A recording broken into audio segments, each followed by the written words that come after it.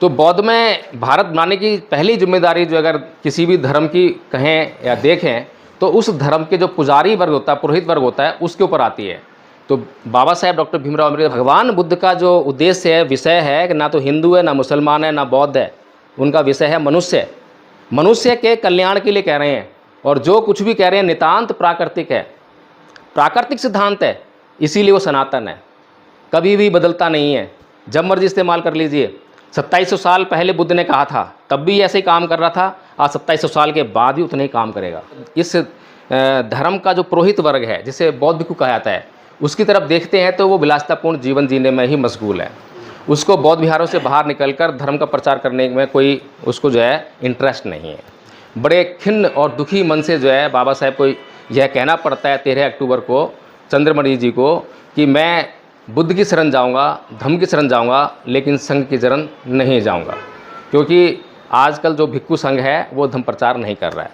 चंद्रमणि जी समझाते हैं कि आज तक जो आप तक जो ये धम्म पहुंचा है वो इस भिक्षु संघ ने संभाल रखा है, तभी अब तक पहुंचा है, इसलिए संघ की शरण तो जाना ही पड़ेगा, तीनों शरण जाना पड़ेगा। कन्विंस होते हैं, वो तीनों शरण जाते हैं, लेकिन प्लानिंग करते हैं कि भारत को बौद्ध में कैसे करना है। तो इसी बात को सोचते सोचते जो है मैंने भी काफ़ी विचार किया, चिंतन किया कि भारत बौद्ध में हो क्यों नहीं रहा है। बाबा साहेब ने 1956 में बौद्ध धर्म ग्रहण किया, लाखों लोगों ने उनका अनुसरण करते हुए बौद्ध बन गए। जब उनकी डेथ हुई तब लाखों लोगों ने बौद्ध धर्म अपनाया। फिर भारत बौद्ध में क्यों नहीं हो रहा है? जब कारण को हमने खोज की, देखा, तो बड़ा आश्चर्य हुआ कि कहने के लिए तो हम बौद्ध हैं, हमने अपने नाम के आगे बौद्ध लगा लिया है, गैजेट में भी शायद परिवर्तन कर लिया हो, सरकारी खातों में भी हम बौद्ध बन गए हों, लेकिन वास्तव में हम लोग जो है बौद्ध हैं ही नहीं। मैं जब भी किसी बौद्ध से पूछता हूँ कि भाई बौद्ध धर्म के बारे में बताइए कि बौद्ध धर्म के बारे में आप क्या जानते हैं, तो उत्तर मिलता है कि हिंदू धर्म को ना मानना बौद्ध धर्म है। फिर थोड़ा सा और दबाव डालते हैं, भाई और कुछ बताइए, तो बोलते हैं कि देवी देवताओं को ना मानना, ना पूजा करना बौद्ध धर्म है। और आगे पूछो तो बोलते हैं कि अंधश्रद्धा, पाखंड, अंधविश्वास को ना मानना बौद्ध धर्म है। और पूछो तो बोलेंगे कि विज्ञानवाद को मानना धर्म है, बौद्ध धर्म है। कुल मिलाकर यह है कि जितना मर्जी पूछ लो, लेकिन बौद्ध धर्म क्या है उसकी जानकारी बौद्धों को नहीं है। तो जिस बात का हम प्रचार करना चाहते हैं, अगर उसकी हमें जानकारी ही नहीं होगी तो उसका हम प्रचार करेंगे कैसे? बाबा साहेब की डेथ पर लाखों लोग उनके उसमें जा रहे हैं जनाजे में, लेकिन कार्ल मार्क्स उसके जनाजे में मात्र 14 लोग थे, और उन 14 लोगों ने उसके मरने के बाद उसके विचार को इस प्रकार से फैलाया कि आज पूरी दुनिया में कोई देश ऐसा नहीं है जहां उसके नाम से या उसकी विचारधारा से पार्टी ना हो। लोगों ने उसके मरने के बाद उसके विचार को इस प्रकार से फैलाया कि आज पूरी दुनिया में कोई देश ऐसा नहीं है जहां उसके नाम से या उसकी विचारधारा से पार्टी ना हो। और सभी लगभग आधे दुनिया में जो है सरकारें बनी हैं, भारत के अंदर कई राज्यों में सरकार बनी है उसकी विचारधारा पर आधारित जो है। लेकिन बाबा साहेब का विचार जो इतना महत्वपूर्ण विचार है, कार्ल मार्क्स कहता है कि धर्म अफीम का नशा है, और बाबा साहेब उसकी स्टेटमेंट को पढ़ के उसको जो है नकार देते हैं, रिजेक्ट कर देते हैं कि नहीं, ये गलत स्टेटमेंट है। धर्म जो है मनुष्य के नैतिक जीवन का आधार है, और बाबा साहेब कहते हैं धर्म जो है मनुष्य के नैतिक जीवन के लिए बहुत ज़रूरी है। संविधान हमारे पास है, कानून हमारे पास है, वो हमारे निजी मामलों में दखल नहीं दे सकता। तो फिर अनुशासित कैसे होगा जीवन?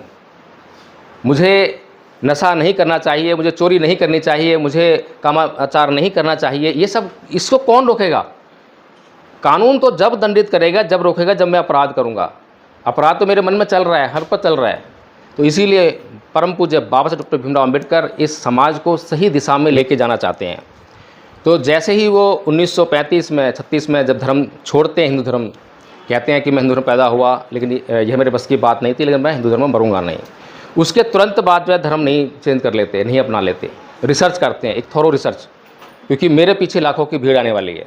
और थोरो रिसर्च के बाद इस निर्णय पर पहुँचते हैं कि बौद्ध धर्म ही शरण गमन के लिए सबसे उचित शरण है, और वो बौद्ध धर्म शरण जाते हैं। उससे पहले कितने प्रलोभन आते हैं आप सभी को पता है, मुस्लिम्स ने दिए, सिखों ने दिए, ईसाइयों ने दिए, लेकिन वो अपने समाज के लिए समर्पित थे, इसलिए समाज को किसी भी हालत में बेच नहीं सकते थे। तो इसीलिए जो है बाबा साहेब जो कह रहे हैं वो तो सर्वोत्तम है। बौद्ध लोग भी ये कहते हैं, बौद्ध लोग कहते हैं कि बुद्ध धर्म से अच्छा कोई धर्म नहीं है, लेकिन सबसे बड़ी विडंबना ये है कि बौद्धों को बुद्ध धर्म के बारे में कुछ भी ज्ञान नहीं है। जिसका ज्ञान नहीं है उसका प्रचार संभव नहीं है। इसीलिए सबसे पहले तो हमें ये प्लानिंग करनी पड़ेगी कि बौद्ध धर्म का जो है हम ज्ञान अर्जित करें। जितने ज़्यादा लोग बौद्ध धर्म के बारे में जानने वाले होंगे उतना ही ज़्यादा प्रचार प्रसार उसका हो सकेगा। एक तरफ आपके सामने ऐसी संस्कृति है जो झूठ बोलती है, कल्पनाएं गढ़ती है, अंधश्रद्धा अंधविश्वास की संस्कृति है। दूसरी तरफ आपके पास सत्य पर आधारित संस्कृति है। झूठ बोलने के लिए, झूठ को छुपाने के लिए आपको 100 झूठ बोलने पड़ते, बड़ी मेहनत करनी पड़ती है। लेकिन सत्य को बताने के लिए कोई मेहनत की नहीं करनी पड़ती, कोई लाग लपेट नहीं करनी पड़ती। लेकिन सत्य को बताने वाले लोग हों तभी तो। सत्य को बताने वाले लोग नहीं होते हैं, इसलिए झूठ अपना स्थान ले लेता है और समाज में जो झूठ का प्रचार प्रसार होने लगता है। इसी कारण से जो है हमने गौर किया कि भाई जो धार्मिक परिवर्तन जो हम कहते हैं कि धर्म परिवर्तन कर लिया, ये धर्म परिवर्तन है क्या।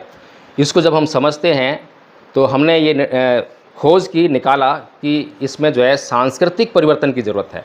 धर्म परिवर्तन कहना आसान है, लेकिन धर्म परिवर्तन असली रूप में देखना है तो वो सांस्कृतिक परिवर्तन में बदलना ही चाहिए। सांस्कृतिक परिवर्तन करने के लिए 3 स्टेप जो हैं बहुत ज़रूरी हैं। पहला कदम होता है प्रतीकों का परिवर्तन, जैसे कि मूर्तियाँ, तस्वीरें, झंडा, बुद्ध विहार, मंदिर वगैरह जो है ये प्रतीक हैं जिनको देखने से मालूम पड़ जाता है कि यह व्यक्ति ईसाई है, हिंदू है, बौद्ध है या मुसलमान है। तो अभी प्रतीकों के मामले में हम लोग जो हैं अधकचरा बने हुए हैं। हमने कुछ परिवर्तन तो कर लिया है, घर में जो तस्वीरें थी वो चेंज कर ली हैं, बाबा साहेब की आ गई है, बुद्ध की आ गई है, ज्योतिबा फुले जी की आ गई हैं। लेकिन अभी हमारी महिलाओं के ऊपर जो है वो प्रतीक लगे हुए हैं, जैसे कि सामने मैडम बैठी हुई हैं, तो इनको देखने से जो है यही लगेगा कि हिंदू महिला है। प्रतीक है ना, सिंदूर, गले में मंगलसूत्र, हाथ में चूड़ियाँ, जो कि हिंदू धर्म ये कहता है कि ये सुहाग की निशानी है।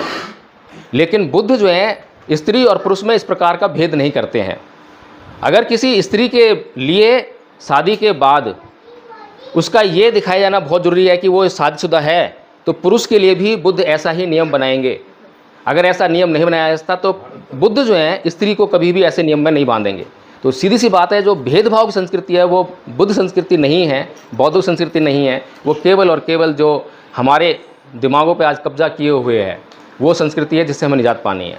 तो जो प्रतीकों का जो मामला है उसमें हम जो है सफल नहीं हैं, उसमें हम बाबा साहेब की बात को नहीं मान रहे हैं, फॉलो नहीं कर रहे हैं। दूसरा जो महत्वपूर्ण परिवर्तन है वो है रीति रिवाज, परंपराओं और उत्सवों का परिवर्तन। जैसा कि हम जानते हैं कि जैसे ही कोई कार्यक्रम हमें करना होता है अपने घरों में, तो हमारे पास एक सेट पैटर्न ऑफ माइंड है, पहले से दिमाग में तैयार है कि ऐसे करना है, ऐसे करना है। शादी विवाह घर में हो रहा है, बौद्ध भिक्खु बुला लिया है, बौद्ध भिक्खु को हमने बुलाया है फॉर्मेलिटीज़ के लिए, लेकिन सारी जो रस्में हैं, रीति रिवाज हैं, वो सब वही चल रही है जो पहले चलती थी। इस तरह से हमारा उसमें कोई परिवर्तन नहीं है। उत्सवों में परिवर्तन कर लिया है हमने, हिंदू जो उत्सव थे उनको मनाना छोड़ दिया है, लेकिन अभी भी हम जो है जो बौद्ध उत्सव हैं उनकी तरफ नहीं बढ़े हैं, उनकी जानकारी ही नहीं है। उपोषण जो है उसकी जानकारी नहीं है, पवाना विधि क्या होती है उसकी जानकारी नहीं है, बौद्ध भिक्षु कैसा आचरण करते हैं उसकी जानकारी नहीं है। जब जानकारी नहीं है तो हम कैसे पता लगाएंगे कि कौन भिक्षु है और कौन भिक्षु नहीं है। कोई भी चीवर पहन के आएगा और हम उसके पैरों में लेट जाते हैं। ये संस्कृति जो है उधर की संस्कृति है, इधर की संस्कृति नहीं है।